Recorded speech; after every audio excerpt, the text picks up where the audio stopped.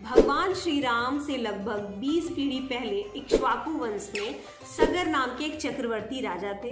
राजा सगर बहुत महान, शक्तिशाली और प्रभावशाली शासक थे।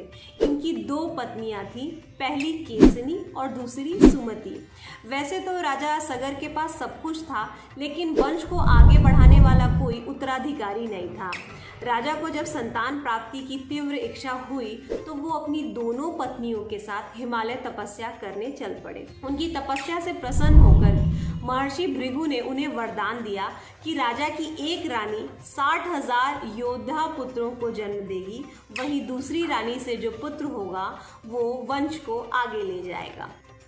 अब यहाँ सवाल आता है कि एक रानी 60,000 पुत्रों को कैसे जन्म दे सकती है।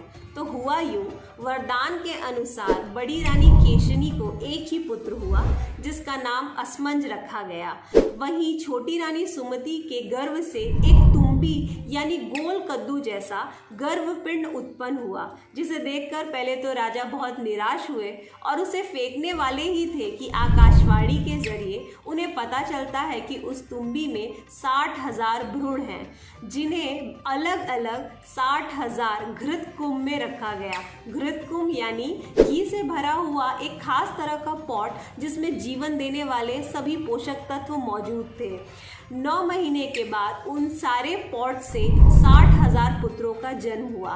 दरअसल इसी तरह महाभारत में 100 कौरवों का भी जन्म हुआ था। ये कॉन्सेप्ट बिल्कुल आज के टेस्ट ट्यूब बेबी की तरह ही है, पर शायद आज के मॉडर्न थ्योरी से कहीं ज़्यादा एडवांस।